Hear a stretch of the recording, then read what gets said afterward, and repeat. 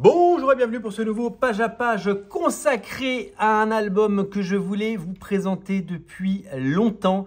Il s'agit d'un album assez incroyable, édité une seule fois chez Marvel Comics en version originale il y a bien des années. Il s'agit de Ultimates 3 Black and White Edition par Jeph Loeb, Joe Madureira et Christian Lichtner. Il se trouve que Christian Lichtner ici, eh bien, il regarde passer le train puisque c'est le coloriste et qu'il n'y a pas de couleur et que cette appellation Black and White est un peu faussée puisque ce comics n'est pas ancré. Ce sont les pages au crayon de Joe Madureira sur Ultimates 3 dans ce qui est un album en hardcover, en petit format à 24,99 €. Ce n'est plus disponible, vous le trouverez nulle part. Évidemment, j'ai sauté dessus quand il est sorti il y a quelques années.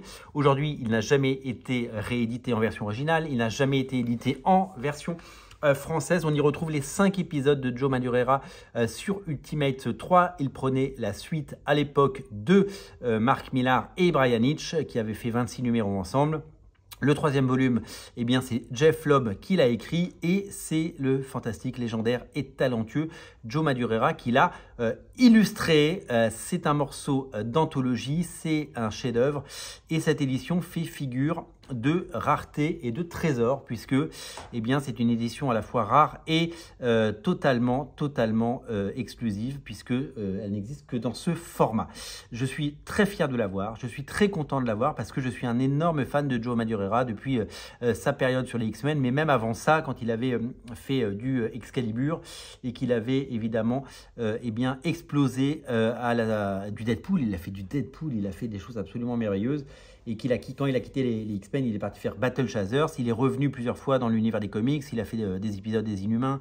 Il a fait du Spider-Man. Il a fait du Wolverine. Et il a fait Ultimates 3. On espère un jour qu'il reviendra à sa table à dessiner. Alors pendant très longtemps, les internets se sont moqués de Madureira comme quoi il préférait jouer aux jeux vidéo plutôt que dessiner. Non, Joe Madureira ne préfère pas jouer aux jeux vidéo. Il crée des jeux vidéo. C'est son travail. C'est son métier.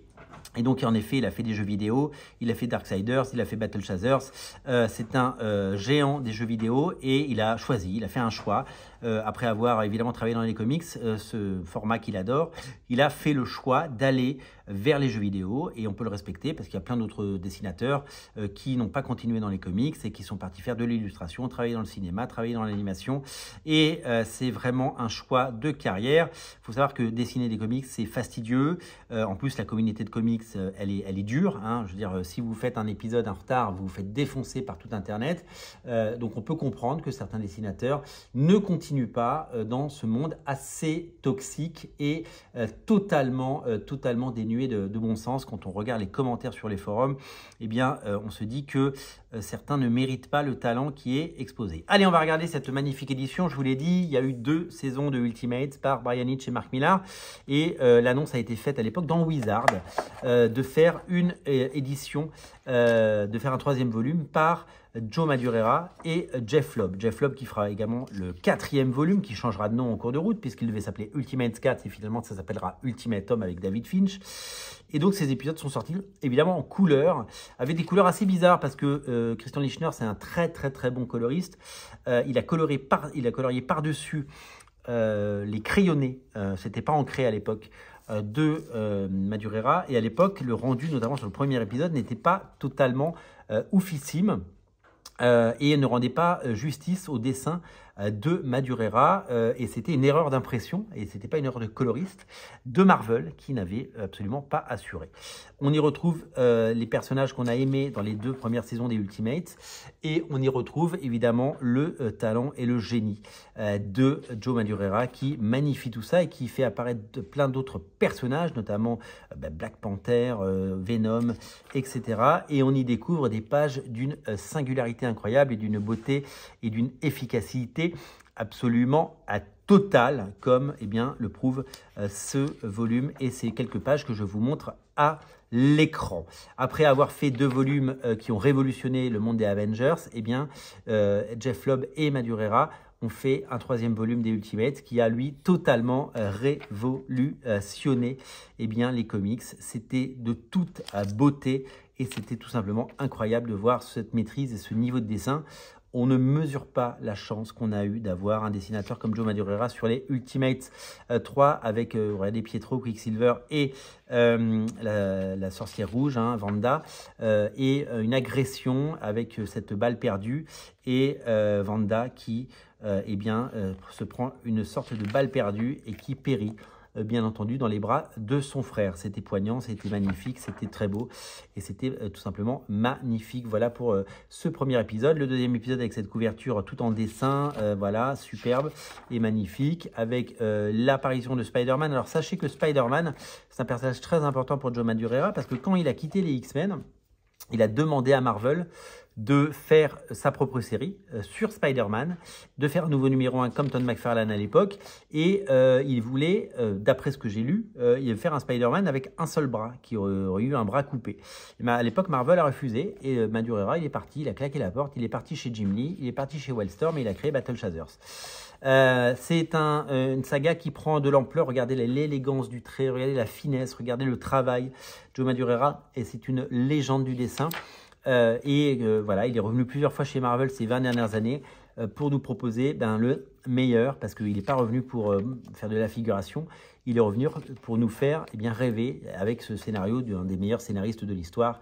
Regardez ce Wolverine de toute beauté, Jeff Loeb, qui évidemment est le scénariste de Batman Un long Halloween, Batman Amère Victoire, mais également de Batman de Catwoman à Rome, mais aussi de Daredevil jaune, de Spider-Man bleu, de Captain America blanc, Captain America white et Hulk Grey, tous disponibles évidemment chez Panini. Couverture de Frank Shaw et ici un combat entre Wolverine et Hawkeye. C'est sanglant, c'est magnifique, ça n'a duré que 5 numéros. On aurait évidemment, alors c'est très sexy, hein, regardez, c'est hyper sexy et hyper suggestif, même s'il n'y a rien d'érotique et encore moins de pornographique. C'est superbe et c'est magnifiquement illustré.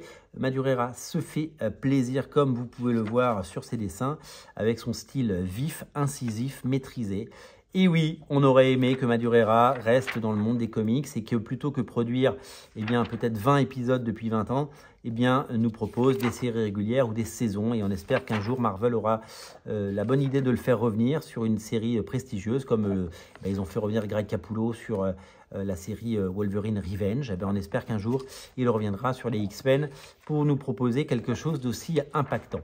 Alors, l'histoire nous dit aussi que pourquoi Madureira est revenu plusieurs fois après avoir quitté les comics. Pourquoi il est revenu dans les comics? Quand il prépare avec sa société des jeux vidéo, il a besoin de financement évidemment. Donc notamment Battle Chasers en jeu vidéo a été financé avec succès sur Kickstarter. Mais pour trouver des financements, pour trouver des éditeurs de jeux vidéo qui vont financer la sortie d'un jeu, il faut des sous. Et quand il n'avait pas de contrat et que les caisses étaient vides, il est revenu faire des comics parce que Marvel, évidemment, a toujours répondu présent pour le faire travailler. Donc ça nous a donné des choses étonnantes. Et quand je regarde les pages que je regarde assez régulièrement avec plaisir et délectation, je me dis que c'est tout simplement génialissime et qu'on est privilégié d'avoir pu avoir ces épisodes et d'avoir pu les vivre et d'avoir pu les parcourir et d'avoir pu les voir. Alors ces épisodes, regarde Doom à la fin, le Doom magnifique de Madureira, c'est totalement dingue. Ce qui est sûr, c'est que ces épisodes seront réédités bien sûr dans la collection Hachette.